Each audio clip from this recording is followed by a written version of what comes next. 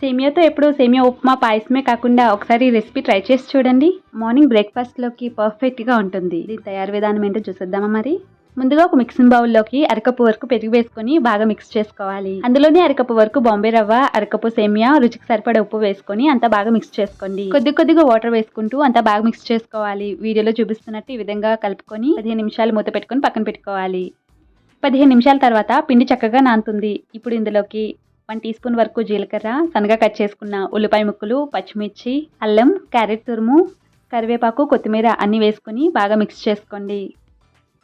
చిటికెడు వంట సోడా కూడా వేసుకొని మరొకసారి అంతా బాగా మిక్స్ చేసుకోవాలి.